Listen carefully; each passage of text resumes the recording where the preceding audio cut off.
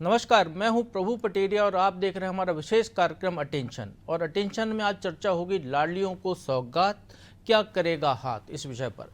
मध्य प्रदेश विधानसभा के चुनाव में लाडली बहना योजना बीजेपी के लिए मास्टर स्ट्रोक साबित हुई थी। लाडली बहना योजना को ही कांग्रेस की करारी हार की वजह भी माना गया। अब लोकसभा चुनाव नजदीक हैं तो फिर लाडली बहनों को साधने में बीजेपी और कांग्रेस जुटी हुई है। बीजेपी सरकार तो लगातार बहनों को सौगात दे रही है। त्योहारों को देखते हुए मुख्यमंत्री डॉक्टर मोहन यादव ने ऐलान किया है कि इस बार लाडली बहना योजना के जो राशि मिलती है बहनों को, वो 10 तारीख को मिलने वाली राशि अब 1 तारीख को दी जाएगी, जिससे वो होली और महाशिवरात्रि का त्यौहार समय पर मना सकें, उनके पास संसाधन हो उस त्यौहार को मनाने के लिए। लेकिन सवाल यह है कि कांग्रेस कैसे आधी आबादी को साधेगी? क्या कांग्रेस के पास बीजेपी की रणनीति का कोई तोड़ है? और क्या लोकसभा चुनाव में फिर लाडली बहना बीजेपी का साथ देने जा रही है? आज चर्चा इन्हीं सवालों के इर्द गिर्द करेंगे, लेकिन पहले देखिए ये रिपोर्ट।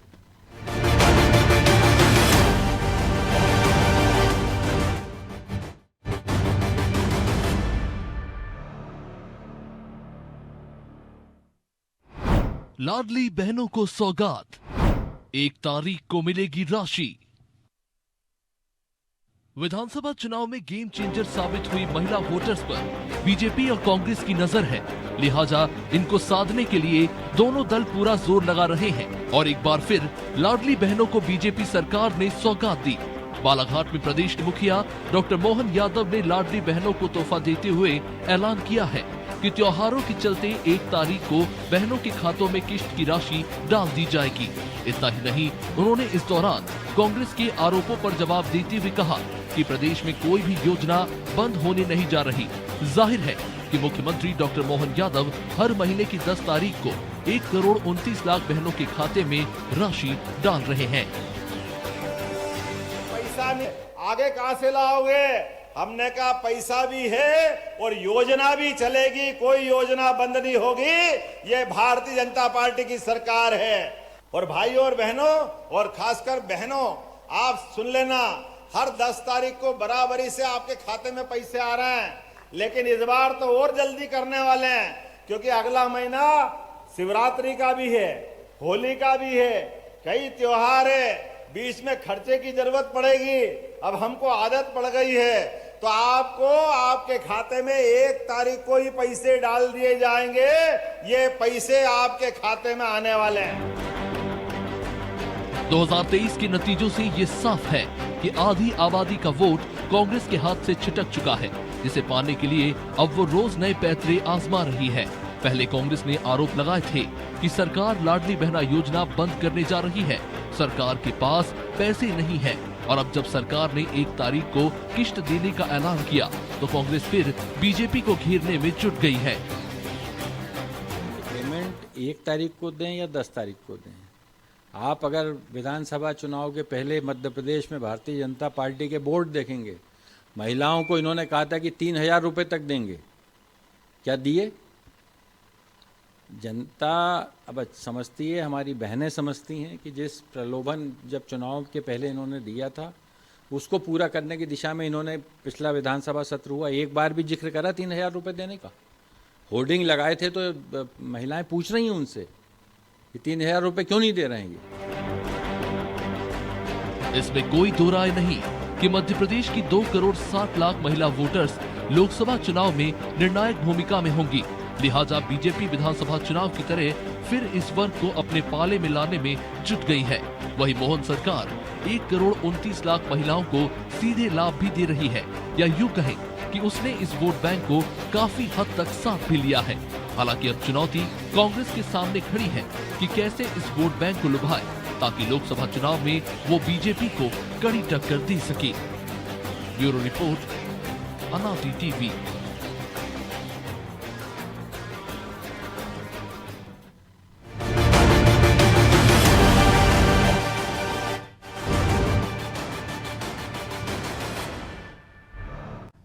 इस मुद्दे पर चर्चा करने के लिए हमारे साथ जुड़ गए हैं वरिष्ठ पत्रकार रमेश शर्मा और वरिष्ठ पत्रकार चैतन्य भट्ट जी। शर्मा जी, आपका स्वागत है। भट्ट जी, आपका भी बहुत बहुत स्वागत है इस कार्यक्रम में।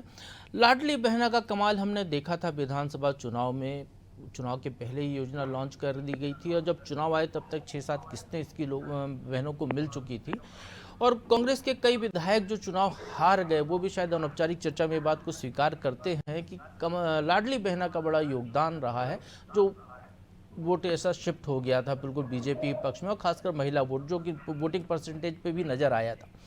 अब मुख्यमंत्री मोहन यादव ने, आज हमने देखा बालाघाट में भी उन्होंने बड़ी दमदारी के साथ इस बात को कहा है, और कांग्रेस के तमाम आरोपों को पर उन्होंने ये कहा है दमदारी के साथ कि कोई योजना वो बंद करने वाले नहीं है, सारी योजनाओं का पैसा जाएगा। खासकर महिलाओं को फोकस करके उन्होंने कहा है कि उनको जो लाडली बहना योजना की जो किस्त मिलती है, जो सबसे ज़्यादा सवाल लाडली बहना पर हो रहा था, तो उन्होंने कहा है कि वो अब 1 मार्च को पैसे देंगे, क्योंकि त्यौहार सामने हैं, वो त्यौहार महिलाएं अच्छे से मना सके, इसलिए उनको संसाधन दे रहे हैं। तो रमेश शर्मा जी, क्या लाडली बहना वाकई लोकसभा में भी वैसा ही कमाल करेगी जैसा विधानसभा में कर रही थी? क्योंकि हम देख रहे हैं कि लोकसभा चुनाव के पहले प्रधानमंत्री नरेंद्र मोदी छत्तीसगढ़ में लाडली बहना ही योजना नए रूप में वहां पर मेहतारी वंदन के तौर पर लॉन्च करने जा रहे हैं 8 मार्च को, अंतर्राष्ट्रीय महिला दिवस पर, जो कि उस दिन त्यौहार भी है महाशिवरात्रि का, उस दिन उनके खातों में राशि जाएगी। मध्य प्रदेश में तो मिल ही रही है। तो क्या बाकी ये ट्रम्प कार्ड साबित होने वाला है लोकसभा चुनाव में राम मंदिर के अलावा? देखिए, इसमें कोई शक नहीं कि ये जो लाडली बहना योजना है ये एक बहुत महत्वपूर्ण रही है, और भारतीय जनता पार्टी की जीत में जो 3-4 बड़े कारण थे उसमें लाडली बहना की योगदान महत्वपूर्ण है। और ये जो बीच में भी अभी आया था कि विधानसभा चुनाव में मध्य प्रदेश में महिलाओं का 52% वोट भाजपा को मिला है, जबकि पुरुषों का 40% के करीब वोट मिला है।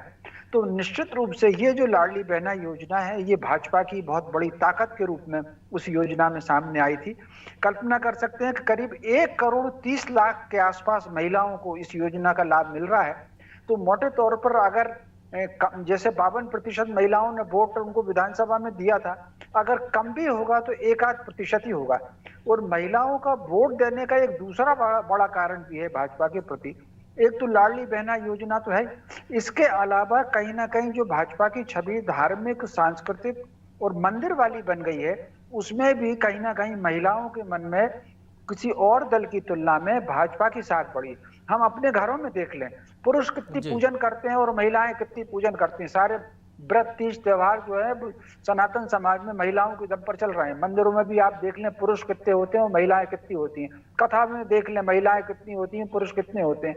तो ये जो 2 बड़े कारण थे, मैं समझता हूं कहीं ना कहीं मध्य भारत में, उत्तर भारत में, पश्चिम भारत में ये दोनों कारण जो हैं भाजपा को फिर लाभ देंगे, ऐसा मुझे लगता है। जी चेतन भट्ट जी, अभी हमने सुना राजीव सिंह जो कह रहे थे, हमने इसको सुना जीतू पटवारी जो प्रदेश कांग्रेस अध्यक्ष हैं वो भी बार बार इस बात को उठाते रहे कि 3,000 का वादा किया था, 3,000 नहीं दे रहे हैं उनको, 1250 पर योजना अटकी हुई है। पिछले अगस्त महीने में 1250 रुपये बढ़ाने की घोषणा उस समय जो मुख्यमंत्री थे शिवराज सिंह चौहान ने की थी, राखी पर 250 रुपये देने के साथ अक्टूबर से मिलना शुरू हो गए थे।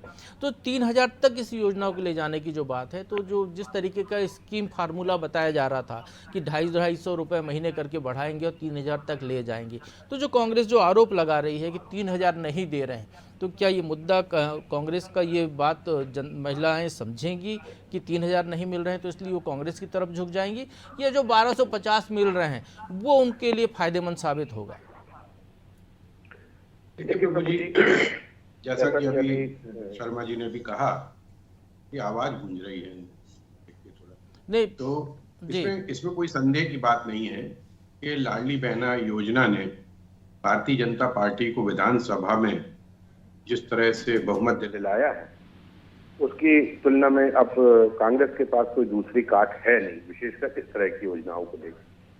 लेकिन सवाल इस बात का है कि आप प्रतिमाह 1,20,00,000 या 30 लाख महिलाओं को अगर 12-12 लाख को भी मिल रहे हैं जी, तो फिर आपको ये पैसा कहां से आएगा?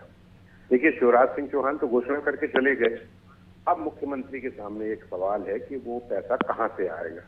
अभी आपने देखा होगा केंद्र ने 5,000 करोड़ रुपए दिए, उसके बाद 2,000 करोड़ रुपए का उन्होंने फिर कर्ज लिया, फिर अब 5,000 करोड़ का कर्ज लेने की बात चल रही है।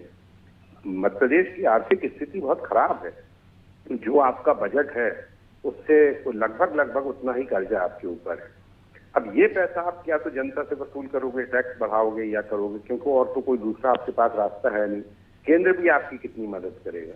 तो ये मुफ्तखोरी की जो घोषणा है, ठीक है आपको इसमें फायदा मिलता है, सत्ता में आने का मौका मिल जाता है, लेकिन सवाल वही आता है कि आप ये पैसा कितने दिन तक दोगे। अभी तो मुझे लगता है कि लोकसभा चुनाव तक तो ये स्कीम निश्चित तौर पे चलती रहेगी। उसके बाद हो सकता है कि कोई कारण बता के इस योजना को रोक दिया जाए, कहीं कोर्ट से स्टे ले लिया जाए, क्योंकि बहुत लंबे समय तक मुझे लगता नहीं कि ये योजना सफलीभूत हो सकती है, क्योंकि इतना पैसा करोड़ों अरबों रुपए आप हर महीने अगर बांटोगे तो फिर आपकी आर्थिक स्थिति की हालत क्या होगी। देखिए, छत्तीसगढ़ में ठीक है कि महतारी वंदन योजना शुरू करने वाले, लेकिन छत्तीसगढ़ में की आबादी मध्य प्रदेश की आबादी से बहुत कम है, और चूंकि भारतीय जनता पार्टी की अभी फिर से सरकार बनी है तो केंद्र से उनको मदद भी मिल सकती है, और वो संपन्न राष्ट्र प्रदेश भी है। जितने भी आप देखिए बिजली के जो कारखाने थे जो पहले मध्य प्रदेश में हुआ करते थे वो सब वहां चले गए। वैसे भी व्यापारिक इलाके से छत्तीसगढ़ चावल के में धान के मामले बहुत सक्षम है, तो वहां आपके पास राशि की उपलब्धता हो सकती है।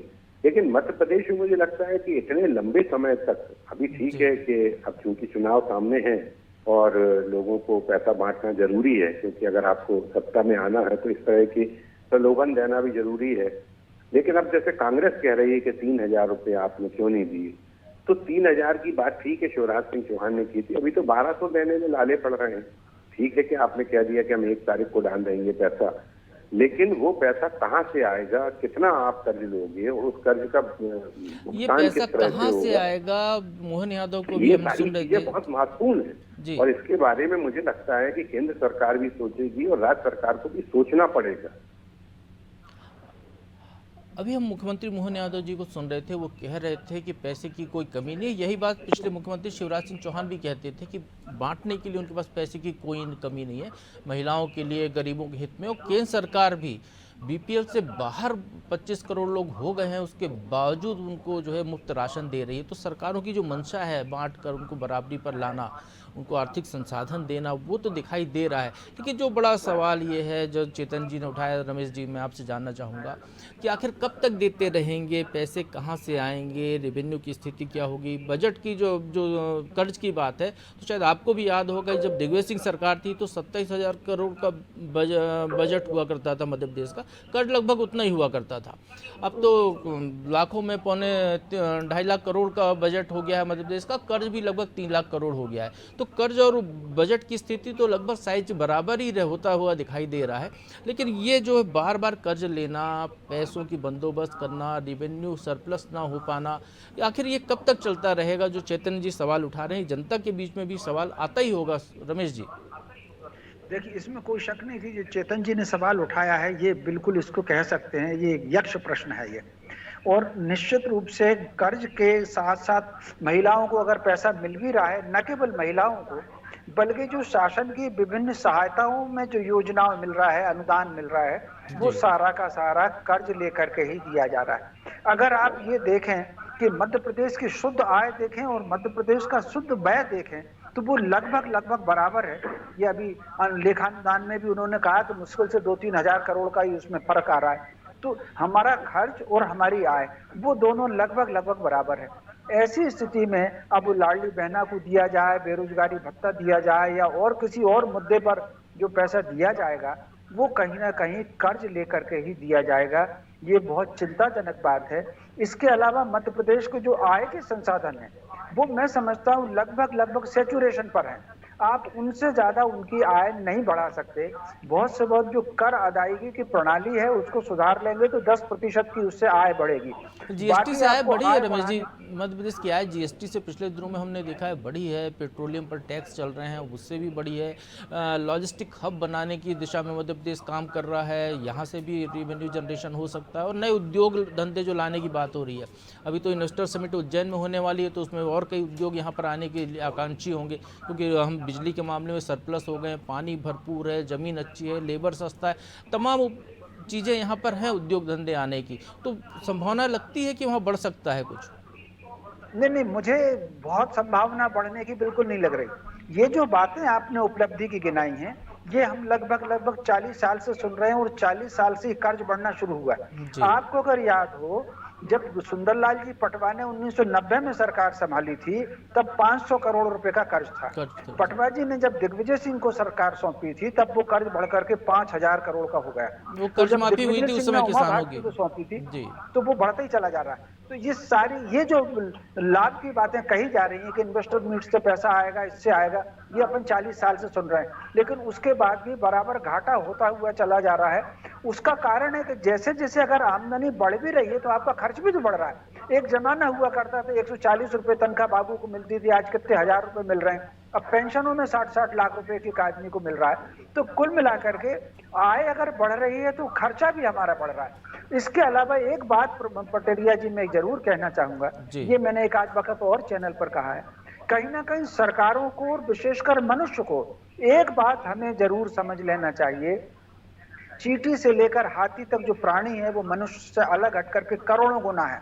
कितनी चींटियां हमारे घर में हैं, कितने मच्छर हैं, कितने मक्खी हैं, समंदर में कितने जीव हैं, आकाश में कितने उड़ते हैं। ये सारे के सारे जीव अपनी रोटी की व्यवस्था खुद करते हैं, अपने सुरक्षित रहने के लिए जगह ढूंढ लेते हैं, अपना जोड़ा बना लेते हैं, उस संतान को पैदा करके खाने कमाने लायक बना देते हैं।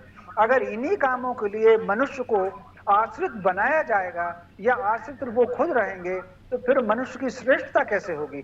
तो कहीं ना कहीं ये जो आत्मनिर्भर अगर भारत बनाना है तो व्यक्ति आत्मनिर्भर बने, परिवार आत्मनिर्भर बने, समाज आत्मनिर्भर बने, तब राष्ट्र आत्मनिर्भर होगा, तब हम सोने की चिड़िया और विश्व गुरु बन पाएंगे, वरना तो आश्रित बने ही रहिए दूसरों के। जी ठीक है चेतन जी, संविधान में आरक्षण का जब प्रावधान किया गया था तो उसमें ये मंशा ये थी कि जो लोग पिछड़ गए हैं उनको आगे लाया जाए, इसलिए उनको कुछ रियायत सुविधाएं दी जाए। लगभग वही मामला यहाँ पर दिखाई दे रहा है। जिस तरीके की जो ये सोशल स्कीम्स आती हैं, लोगों को पैसे बांटने वाली फ्री बीज, जिसको आपने कहा मुफ्तखोरी की स्कीम, तो वो भी कहीं ना कहीं उनको जीवन स्तर को उठाने, उनको एक प्लेटफॉर्म देने, आगे बढ़ाने के लिए काम करती है। और जब यदि हम लाडली बहना की बात कर रहे हैं चेतन जी, तो लाडली बहना योजना को हमने देखा कि अयोध्या में कुछ महिलाएं मध्य प्रदेश के मंदसौर जिले की गई थी और वो अपने खर्चे पर गई थी। वहाँ जब उनसे किसी ने पूछा तो उन्होंने कहा कि वो लाडली बहना योजना में जो उनको पैसा मिला है वो बचाकर यहाँ पर आई हैं दर्शन करने के लिए। उनकी आर्थिक स्थिति पहले ऐसी नहीं थी कि वो अपने दम पर जा सके, लेकिन वो गई। हमने ये भी देखा है कोई महिला सिलाई कढ़ाई केंद्र खोल लिया है, उसने अपना रोजगार शुरू कर दिया, तो वो पैसा उनके कहीं ना कहीं काम आ रहा है। कोई बच्चों की फीस जमा कर रही हैं, कोई त्यौहार मना रही हैं, तो महिलाएं खुश हैं इसको लेकर। तभी वो परिणाम बीजेपी के पक्ष में हमको दिखाई दिया था 2023 में। कांग्रेस को यहाँ जब महिलाएं पूरी तरह उस योजना के साथ में हैं, हम योजना की कमी गिना सकते हैं, योजना में मुफ्त पैसा बांटने की हम कह सकते हैं कि न बांटा जाए इसकी वकालत कर सकते हैं, लेकिन जो पाने वाला है वो खुश है, जो देने वाला वो खुश है। तो ऐसे में तीसरा पक्ष जो कांग्रेस है चुनावी संभावनाएं टटोल रहा है, तो क्या उसको लगता है कि महिलाओं को अपनी तरफ खींच पाएगा? नहीं, देखिए, पाने वाला तो हमेशा खुश होता है, इसमें कोई संदेह नहीं है। आज हमको या आपको 25-30 हजार रुपए सरकार देने लगे तो हम भी काहे के लिए इतनी कवायद करेंगे, हम भी घर में बैठ के आराम करेंगे। लेकिन देने वाला खुश इसलिए है कि उसकी जेब से नहीं जा रहा है। जिस दिन पार्टी को पैसा देना पड़ जाए या व्यक्तिगत तौर पे किसी को पैसा देना पड़ जाएगा, उस दिन वो भी दुखी हो जाएगा। अभी तो सरकारी पैसा है, लुटाते चलो, आप लोगों से वसूल करो, लोगों में बांट दो। दूसरी बात, अभी आप देखिए कि लाडली बहना की जो संख्या थी वो धीरे धीरे कम होती जा रही है। उसमें बहुत से किंतु परंतु लगा के 2-2.5 लाख करीब। हाँ, कुछ लोगों ने स्वेच्छा से छोड़ दिया, कुछ की आयु जो 60 साल से ऊपर हो गई इसलिए वो हट गई। कम होती जा रही है। हाँ। तीसरी बात यह है कि एक एक घर में 3-3 महिलाओं को अगर इसका लाभ मिल रहा है तो उनको मुफ्त में 5,000 रुपए मिल रहे हैं। तो 5,000 रुपए जिस महिला को मिलेंगे वो क्यों नहीं खुश होगी? वो तो अयोध्या नहीं, कहीं जम्मू कश्मीर हो, कहीं कश्मीर भी हो आएगी। सवाल इस बात का नहीं, सवाल इस बात का है कि आप जिस तरह की मुफ्तखोरी की योजनाएं कर रहे हैं उससे लोगों में कर्मण्यता बढ़ रही है। आप किसी भी बड़े बिल्डर से पूछ लीजिए, उसको आजकल लेबर नहीं मिलता है। दूसरी बात, जो महिलाएं, जो कम निचले घरों की महिलाएं हैं, उनको जो पैसा मिलता है उनके पति ले लेते हैं और दारू पी के पड़े रहते हैं। तो सवाल इस बात का है कि आप उनको जैसे गांव में अगर आप पैसा बांट रहे हैं, गांव में तमाम तरह की योजनाएं चलाई जा सकती हैं, मनरेगा जैसी योजनाएं हैं, तालाब खोदी जा सकते हैं, वृक्षारोपण किया जा सकता है, ताकि उनको काम भी मिले और उसके बदले में उनको पारिश्रमिक रूप में पैसा मिले। तो उनको भी लगेगा कि हमारी मेहनत का पैसा हमको मिल रहा है। घर बैठ के आप किसी को फ्री अगर पैसा दोगे तो मुझे लगता नहीं कि बहुत लंबे समय तक ये सब चीजें चल पाएंगी। ठीक है, सरकारों का अपना एक सोच होता है। मैं तो आपको एमपीवी का उदाहरण देता हूँ। एक जमाने में मध्य प्रदेश विद्युत मंडल इतना सक्षम हुआ करता था कि वो LIC को लोन दिया करता था। और मुझे याद है कि जब सेतु रत्नम वहां पर चेयरमैन थे, उन्होंने खड़े खड़े टाटा से 110 ट्रक खरीद लिए थे। आज की तारीख में ये हाल है कि लाइनमैन के लिए ना तो ग्लव्स हैं, ना उनकी सुरक्षा का कोई उपाय, आउटसोर्सिंग से आप काम करवा रहे हैं। और उसके बाद भी हर बार कंपनी नियामक आयोग के पास पहुंच जाती है, साहब हमारे पास पैसा नहीं है, आप बिजली के दर बढ़ाने की वो कर दीजिए, स्वीकृति दे दीजिए। तो इस तरह से अगर आप करोगे तो मुझे लगता नहीं कि बहुत लंबे समय तक ये सब चीजें चल पाएंगी, क्योंकि आपकी जेब में जितना पैसा होगा उतना ही आपको खर्च करना चाहिए। इस तरह का बजट है, जैसे अभी शर्मा जी ने भी बताया कि जो आपकी आय वो पूरी खत्म हो जाती। तो जो विकास के काम है या उद्योग धंधे लगाने की बात है, आपने देखा होगा कि मध्य प्रदेश में कितने बार उद्योगों के बारे में समिट हुई, लेकिन आज तक मुझे तो नहीं लगता कोई बड़ा उद्योग यहाँ पे आया हो। महाकौशल की हम जैसे बात करें, आपने तो आए, बताया इन्फोसिस आए हैं, TCS आए हैं, बहुत सारे आए हैं, आते भी हैं, बहुत सारे नहीं भी आए। मुझे लगता नहीं कि मध्य प्रदेश में कोई ऐसा बहुत बड़ा आया हो जिससे ये छोटे शहर जैसे जबलपुर है या और आसपास के क्षेत्र के बच्चों को कोई काम मिला हो, उनको बाहर पलायन करना पड़ा हो, डिग्री ले रहे हैं तो आप इस तरह की कोशिश कीजिए कि उद्योग लगवाने का प्रयास करिए ताकि लोगों को रोजगार मिल सके। अगर मुफ्त में आप देते रहोगे तो ठीक है, लेने वालों को तो कोई दिक्कत नहीं, हो तो जिंदगी भर लेता रहेगा, लेकिन उससे प्रदेश की आर्थिक स्थिति कैसी होगी इसका अंदाजा राजनीतिक दलों के नेताओं को लगाना होगा। रमेश जी, मुफ्तखोरी की बात हो रही है, चर्चा चूंकि लाडली बहना स्कीम पर हो रही है, तो सुबह तौर पर ये कि मुफ्तखोरी की स्कीम है, लेकिन सब्सिडी देने का जो क्रम है वो सालों से अंदर चल रहा है। हम बिजली पे सब्सिडी दे रहे थे, मध्य प्रदेश में 5 हॉर्स पावर बिजली फ्री दी गई पहले लोगों को, गैस पे सब्सिडी सरकारें देती रही हैं, किसानों को सम्मान निधि की राशि देती है, और कर्ज माफ़ी जैसी योजना जो है कांग्रेस 2 बार लेकर आई। तो राष्ट्रीय स्तर पर लेके आई थी 2006 में, और अभी जब मध्य प्रदेश के चुनाव थे, जो 3 राज्यों के चुनाव थे इसके पहले वाले, तो उसमें कांग्रेस लेकर आई थी, जिसमें कमलनाथ की सरकार यहाँ पर बनी थी, छत्तीसगढ़ में भूपेश बघेल सरकार बनी थी, राजस्थान में सरकार बनी थी। तो जो दल सत्ता में है वो तो देता हुआ दिखता है, और जो दल घोषणा करके सत्ता में आना चाहता है तो उस पर कहीं कोई लगाम नहीं है, और जैसे ही जो सत्ता में आता है वो बांटता है तो उस पर आरोप लगने लगते हैं। तो ये राजनीतिक दलों की ये जो प्रवृत्ति है, ये प्रवृत्ति खतरनाक है, ये जनता जो लेके शांत होकर खुश बैठी हुई वो प्रवृत्ति खतरनाक है। देखिए, मेरी दृष्टि से ये दोनों चीजें खतरनाक हैं। सबसे पहले तो राजनीतिक दलों को इस तरह की घोषणाओं पर स्वयं अंकुश लगाना चाहिए। राजनीतिक दल जिस तरह के आचरण करते हैं, बातें करते हैं, उसकी प्रतिक्रिया जनता पर होती है। जैसे कहा भी गया है, महाभारत में है, रामायण में है, गीता में है कि राजपुरुषों के आचरण का प्रभाव प्रजा पर पड़ता है। तो कहीं ना कहीं ये लोग अगर मुफ्तखोरी की बात करेंगे तो जनता में मुफ्तखोरी की आदत पड़ेगी। हम अपने घरों में भी देख लें, बच्चे को कुछ काम करने खड़ा करने के बजाय उसकी सारी सुविधाएं घर में पूरी करेंगे तो वो बूढ़ा ही हो जाएगा, कुछ काम नहीं करेगा। ठीक उसी तरीके से ये जो मुफ्तखोरी की योजनाएं हैं, चैतन्य जी ने बिल्कुल सही कहा, ये व्यक्ति को निकम्मा बनाती है। तो राजनेताओं को भी कहीं ना कहीं सक्षमता की दृष्टि से व्यक्ति सक्षम बने, राष्ट्र सक्षम बने, जी इस पर ध्यान दें। और व्यक्ति समाज भी जो है वो पुरुषार्थी परिश्रमी बने, अपनी प्रतिभा के आधार पर अपनी दक्षता और मेधा शक्ति को विकसित करके वो अपने पैरों पर खड़ा हो, अपनी आंखों से आसमान देखे, अपने कदमों से धरती नापे, तभी मैं समझता हूँ वो उन्नत हो पाएगा। बिल्कुल सही कहा आपने जी। बहुत बहुत धन्यवाद रमेश शर्मा जी, समय इजाजत और नहीं दे रहा है। चेतन जी, आपको भी बहुत बहुत धन्यवाद। तो लाडली बहनों को सौगात से लेकर ये चर्चा निकली है, और जो आने वाले लोकसभा चुनाव हैं उसको लेकर ये एक बार फिर बीजेपी इस स्कीम पर दम लगा रही है। ये ट्रम्प कार्ड बीजेपी एक बार इस्तेमाल कर चुकी, दोबारा भी बीजेपी को फायदा पहुंचाएगी या ना, ये देखने वाली बात होगी। अटेंशन में आज बस इतना ही। आप बने रहिए अनादि टीवी के साथ।